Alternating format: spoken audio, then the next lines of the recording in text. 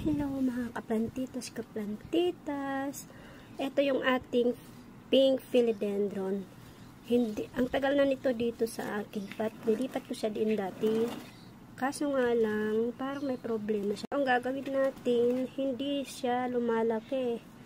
At ang kulay niya ay, ayan, matamlay ang kanyang kulay. So, parang hindi siya lumalaki at hindi humahaba.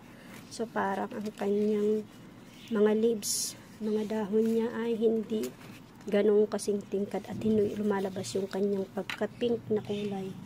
Ayan, ganyan dapat ang kulay niyan. May pagka-pink siya. Ayan, so kailangan natin ay ilipat natin sa maliit lang.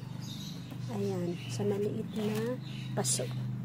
So, ngayon ay gagawin natin ay ating iriripat. I-change lang natin siya ng paso.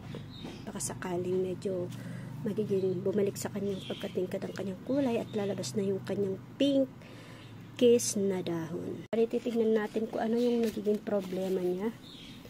Ayan. Siguro ay sobrang basang-basa yung kanyang siguro itong lupa niya ay basang-basa. Ayan. Kaya kailangan natin siyang palitan ng lupa din. Ayan. Titingnan natin yung anong problema niya. Ayan. Ayan. Dahan-dahan lang kasi baka maputol yung kanyang ugat. Ang pink philodendron ay ang hirap itong buhayin. Kaya kailangan siyang irilipat sa magandang paso at magandang lupa. Mga plantitos. Ang problema pala nito ay meron na siyang ayan, dahil ang lupa niya ay laging basa, ayan, ito ay nabubulok na yung kanyang sanga at saka mga ugat dito. Ayan, kailangan natin ito i-cutting sa mga kaplantitos. Ayan, mabubuhay pa rin ito dahil marami siyang ugat. Okay, try na natin siyang ilipat dito.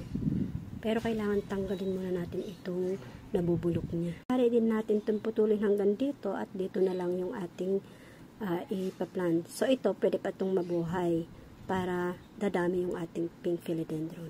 Tayo ng garlic. Ayan. Ipapahid natin dun sa pinutol nating sanga ng philodendron. Ipapahid natin dito para hindi puntahan ng mga worm. Ayan. At mga fungi. Ayan. Kailangan natin itong gawin para hindi ito mamamatay. Ayan. Pag nilagyan nyo kasi ito ng, pinahiran nyo ito ng garlic, hindi na ito pamumugaran ng mga